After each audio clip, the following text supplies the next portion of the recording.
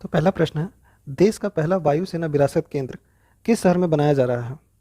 तो इस प्रश्न का ऑप्शन है, पहला चंडीगढ़, दूसरा कटक, तीसरा इंदौर, चौथा मुंबई। तो इस प्रश्न का उत्तर है कि देश का पहला वायुसेना विरासत केंद्र आपके चंडीगढ़ शहर में बनाया जा रहा है। ठीक है। अभी वर्तमान में वायुसेना के अध्यक्ष कौन है? वायुसेना अध्यक्ष कौन है अभी? तो ये हमारे एयर चीफ मार्शल विवेक राम चौधरी। ठीक है। तो देश का पहला वायुसेना विरासत केंद्र हो गया आपका चंडीगढ़ में ओपन हो रहा है, और इस समय वायुसेना अध्यक्ष कौन है? एयर चीफ मार्शल विवेक राम चौधरी। आपका एक ऑप्शन है कटक, तो कटक के बारे में भी जान लें कि कटक में माननीय राष्ट्रपति द्रौपदी मुर्मू द्वारा भारतीय चावल कांग्रेस 2023 का उद्घाटन किया गया है। कटक में भारतीय चावल कांग्रेस 2023 का उद्घाटन किया गया है। तीसरा ऑप्शन है इंदौर। तो इंदौर से समाचार जान लें कि इंदौर जो है ग्रीन बॉन्ड लॉन्च करने वाला पहला निकाय बन गया है। इंदौर ग्रीन बॉन्ड लॉन्च करने वाला देश का पहला निकाय बन गया है। ठीक है। चौथा ऑप्शन आपका मुंबई। तो मुंबई से संबंधित समाचार ये है कि भारत दलहन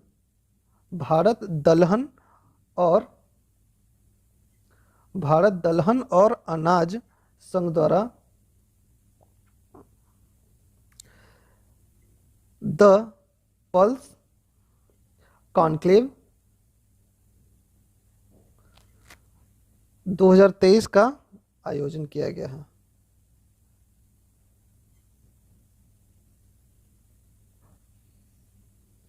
तो इस प्रकार देखें कि आप ऑप्शन के हिसाब से चार इन्फॉर्मेशन हमें देखने को मिल रहा है कि देश का पहला वायुसेना विरासत केंद्र आपके चंडीगढ़ शहर में बनाया जा रहा है। इस समय वर्तमान में वायुसेना के अध्यक्ष एयर चीफ मार्शल विवेक राम चौधरी हैं। आपका दूसरा नंबर में जो ऑप्शन है कटक, तो कटक में है क्या कि भारतीय चावल कांग्रेस 2023 का आयोजन किया गया है। भारत के माननीय राष्ट्रपति द्रौपदी मुर्मू द्वारा इसका उद्घाटन किया गया है। इंदौर में क्या है? इंदौर जो है ग्रीन बॉन्ड लॉन्च करने वाला देश का पहला निकाय बन गया है। चौथा मुंबई है। तो मुंबई से संबंधित न्यूज़ ये है कि भारत दलहन और अनाज संघ द्वारा द पल्स कॉन्क्लेव 2023 का आयोजन किया गया है। ठीक है। तो इस प्रकार इस प्रश्न का अभिष्ट उत्तर हो गया चंडीगढ़। अब बढ़ते हैं अगले प्रश्न की तरफ। अगला प्रश्न है, महिला सशक्तिकरण के लिए किस राज्य सरकार ने मुख्यमंत्री एकल महिला स्वरोजगार योजना शुरू की है? क्या है? महिला सशक्तिकरण के लिए किस राज्य सरकार ने मुख्यमंत्री एकल महिला स्वरोजगार योजना शुरू की है? तो इसमें आपका ऑप्शन है छत्तीसगढ़, उत्तराखंड, राजस्थान और हरियाणा। तो हम बात करते हैं, तो इस प्रश्न का उत्तर है उत्तराखंड। उत्तराखंड राज्य सरकार ने महिला सशक्तिकरण के दिशा में कदम बढ़ाते हुए मुख्यमंत्री एकल स्वरोजगार महिला योजना की शुरुआत की है। ठीक है। इस समय उत्तराखंड के सीएम हैं कौन? पुष्कर सिंह धामी है। ठीक है।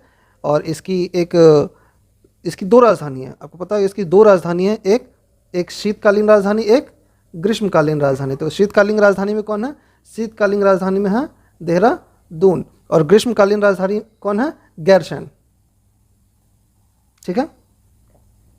उसके बाद हम बात करते हैं कि उत्तराखंड का गठन कब हुआ था? 9 नवंबर 2000 को। उत्तराखंड का गठन 9 नवंबर 2000 को हुआ था। ठीक है। तो इस जो गठन हुआ था, तो इससे संबंधित भी एक हाल ही में न्यूज़ आया कि उत्तराखंड ने विभिन्न पदों पर राज्य के गठन के लिए उत्तराखंड ने विभिन्न पदों पर राज्य के गठन के लिए आंदोलन करने वालों के लिए, मतलब जिन जिन लोगों ने राज्य के गठन के लिए आंदोलन किया था, उनके लिए 10% क्षैतिज आरक्षण को मंजूरी दी है। मतलब जिन लोगों ने राज्य के गठन के लिए आंदोलन किया था, उन लोगों के लिए 10% क्षैतिज आरक्षण की मंजूरी भी दे दी है। एक न्यूज़ ये भी है कि भारतीय रेलवे ने उत्तराखंड राज्य के पूरे ब्रॉडगेज नेटवर्क का भी ब्रॉडगेज नेटवर्क का भी 100% विद्युतीकरण कर दिया है। ठीक है, तो इस प्रकार उत्तराखंड में क्या हो गया, आपका मुख्यमंत्री एकल महिला स्वरोजगार योजना शुरुआत की गई है। इस समय सीएम इनके पुष्कर सिंह धामी हैं। 9 नवंबर 2000 को इसका गठन हुआ था, और गठन करने वाले आंदोलन में जो लोग भी इस पक्ष में थे उनके लिए 10% क्षैतिज आरक्षण की भी मंजूरी दे दी है। उत्तराखंड की 2 राजधानी, एक शीतकालीन एक ग्रीष्मकालीन, तो शीतकालीन देहरादून है और ग्रीष्मकालीन राजधानी गैरसैंण है। ठीक है, एक आपका ऑप्शन है राजस्थान। तो आइए राजस्थान के बारे में भी जान लेते हैं। राजस्थान जो है, राज्य सरकार द्वारा जयपुर में भारत की पहली जयपुर में भारत की पहली व्यवहार प्रयोगशाला को मंजूरी दी है। ठीक है, तो जयपुर से समाचार ये हो गया कि जयपुर में भारत की पहली व्यवहार प्रयोगशाला की शुरुआत की गई है। ठीक है, एक और ऑप्शन है आपका हरियाणा। तो हरियाणा से संबंधित समाचार जान लें कि हरियाणा ने क्या किया है, हरियाणा ने 36वें सूरजकुंड अंतर्राष्ट्रीय मेला, सूरजकुंड जो हर साल लगता है, सूरजकुंड अंतर्राष्ट्रीय मेला का उद्घाटन उपराष्ट्रपति जगदीप धनखड़ द्वारा फरीदाबाद में किया गया। ठीक है, तो हरियाणा में क्या हुआ है कि सूरजकुंड अंतर्राष्ट्रीय मेला का उद्घाटन माननीय उपराष्ट्रपति जगदीप धनखड़ द्वारा हरियाणा में किया गया है। इसमें क्या है, इस मेले में इस बार भागीदार राष्ट्र के रूप में एससीओ है।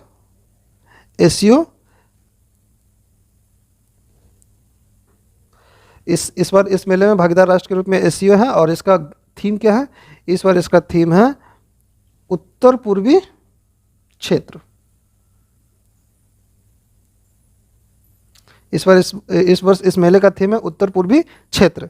एक और ऑप्शन था छत्तीसगढ़। तो छत्तीसगढ़ से संबंधित समाचार आप देख लीजिए। छत्तीसगढ़ से संबंधित समाचारों में क्या है कि निजी भूमि पर वृक्षारोपण को प्रोत्साहन करने के लिए राज्य ने कौन सी योजना निकाली है, तो मुख्यमंत्री वृक्ष संपदा योजना।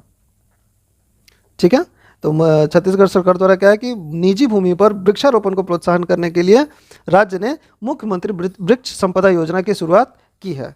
तो इस प्रकार आपका महिला सशक्तिकरण के लिए मुख्यमंत्री एकल महिला स्वरोजगार योजना की जो शुरुआत की गई है, उसका इस प्रश्न का अभिष्ट उत्तर हो गया आपका उत्तराखंड।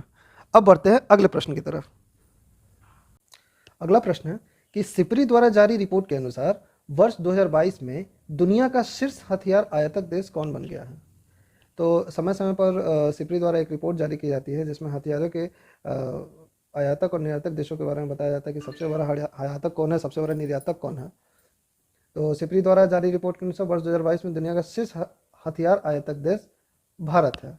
हाल ही में एक रिपोर्ट जारी की गई जिसमें पिछले 5 वर्षों में 2013 से लेकर 2018-22 तक के बीच में हथियारों के आयात में 11% की गिरावट दर्ज की गई है। किसमें, तो भारत ने जो भी आयात किया है हथियार, उसमें पिछले 5 वर्षों में 13 से 17 और 18 से 22 के बीच में हथियार में जो भी आयात किया है पिछले रिपोर्ट की तुलना में 11% की कमी दर्ज की गई है। ठीक है, भारत ने अकेले 11% हथियार खरीदे हैं। विश्व में जितने भी हथियार जितने भी देशों ने खरीदे हैं उसमें से 11% हथियार भारत ने खुद खरीदे हैं। ठीक है, एक ऑप्शन इसमें अमेरिका की हम बात कर लेते हैं कि इस रिपोर्ट में अमेरिका जो है दुनिया का सबसे बड़ा हथियार निर्यातक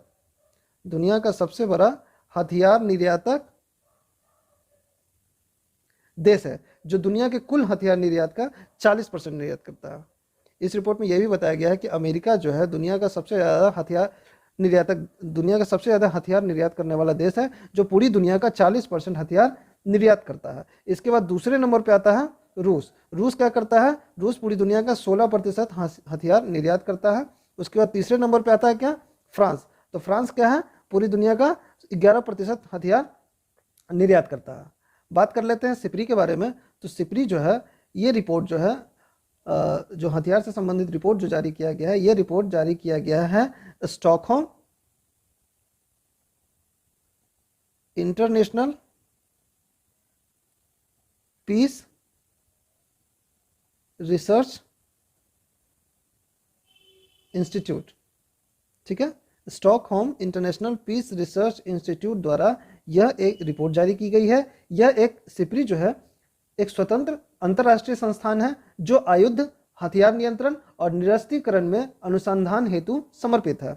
इसकी स्थापना 1966 में स्टॉकहोम में हुई थी। यह नीति निर्माताओं, शोधकर्ताओं, मीडिया और इच्छुक जनता को खुले स्रोतों के आधार पर डेटा विश्लेषण और सिफारिशें प्रदान करता है। तो इस प्रकार सिपरी ने जो हाल ही में रिपोर्ट जारी की, इसके अनुसार सबसे बड़ा हथियार आयातक देश कौन हो गया है? भारत, जो पूरी दुनिया का 11% हथियार निर्यात करता है। और पिछले 5 वर्षों की तुलना में इसके हथियार आयात करने का जो डेटा है उसमें 11% की गिरावट भी आई है। अमेरिका पूरी दुनिया का 40% हथियार निर्यात करता है। दूसरे नंबर पर रूस है जो 16% निर्यात करता है। तीसरे नंबर पर फ्रांस है जो 11% हथियार निर्यात करता है। यह रिपोर्ट सिपरी के द्वारा जारी की गई है, Stockholm International Peace Research Institute, जिसकी स्थापना 1966 में हुई थी। कहाँ? स्टॉकहोम, स्वीडन में। ठीक है, तो अब बढ़ते हैं अगले प्रश्न की तरफ। अगला प्रश्न है सरस्वती सम्मान 2022 से किसे सम्मानित किया गया है? तो बता दें कि सरस्वती सम्मान का यह 32वां संस्करण है और सरस्वती सम्मान 2022 से किसे सम्मानित किया गया है? तो इस प्रश्न का उत्तर है शिव शंकरी। आपके 4 ऑप्शन है, दामोदर मौजो, व्यास सम्मान से दामोदर मौजो हो गया, ज्ञान चतुर्वेदी, शिव शंकरी और डॉक्टर माधव हांडा। तो सरस्वती सम्मान 2022 से शिव शंकरी को सम्मानित किया गया है। शिव शंकरी जो हैं एक तमिल लेखिका है। यह एक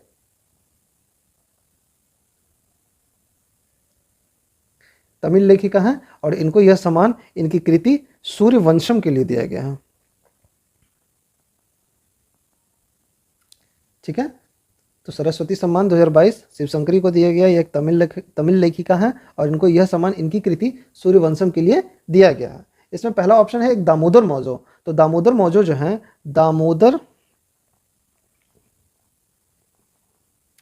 दामोदर मौजो जो है यह एक कोंकणी उपन्यासकार हैं। कोंकणी उपन्यासकार हैं जिनको 2022 का ज्ञानपीठ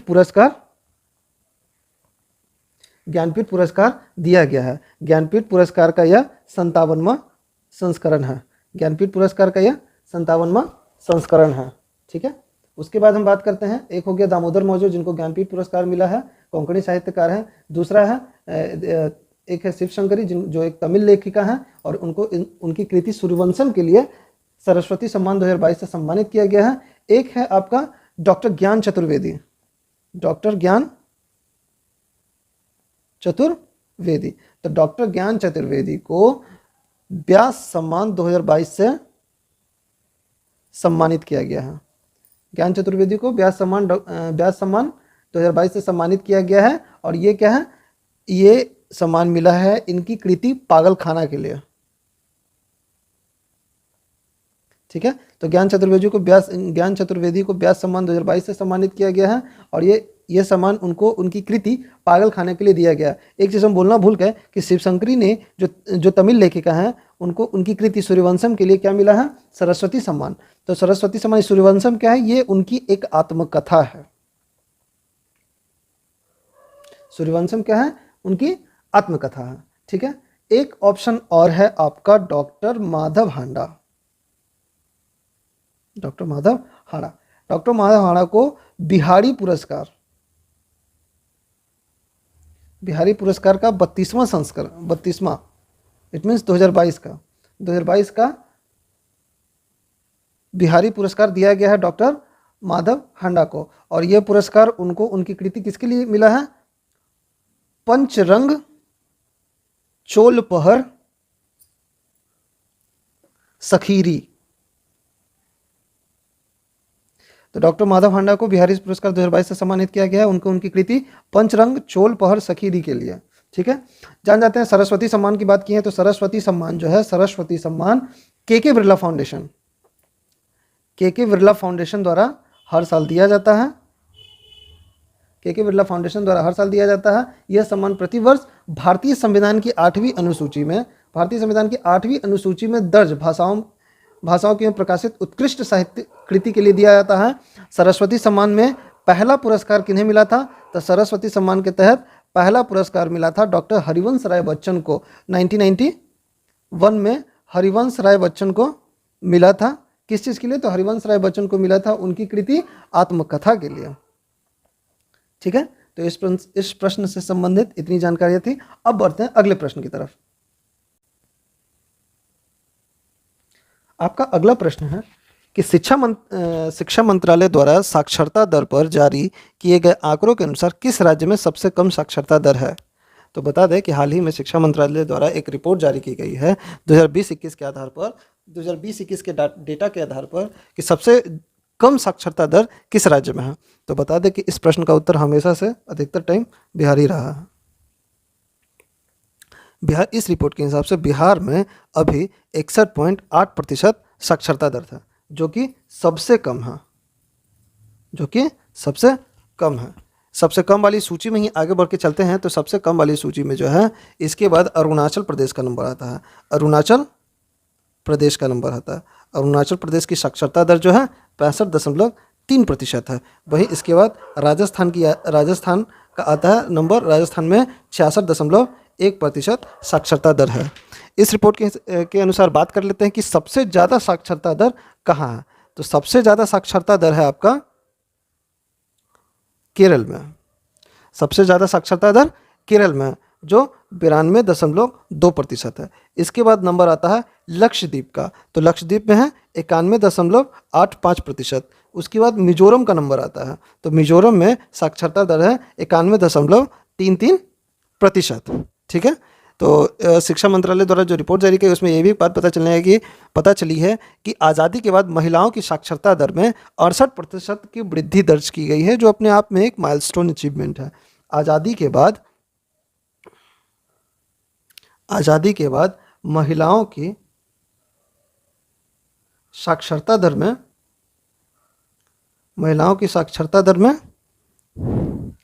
68% की वृद्धि दर्ज की गई है। एक रिपोर्ट आई थी कुछ टाइम पहले, वर्ल्ड बैंक ने जारी की थी। वर्ल्ड बैंक की रिपोर्ट के अनुसार भारत की स्वतंत्रता के समय 11 पुरुषों पर मात्र एक महिला ही साक्षर थी। 11 पुरुषों पर एक महिला ही साक्षर थी, जो अपने रिपोर्ट के हिसाब से लगभग उस टाइम इट मीन्स कि 1947 में हमारी महिला साक्षरता दर 9% थी, जो बढ़कर अभी काफ़ी ज़्यादा हो गई है। वर्तमान में जो है महिला साक्षरता दर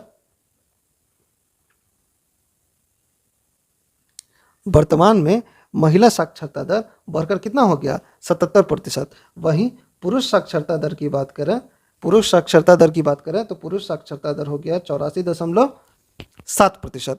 ठीक है, ये इस रिपोर्ट में ये आंकड़े निकल कर आए हैं।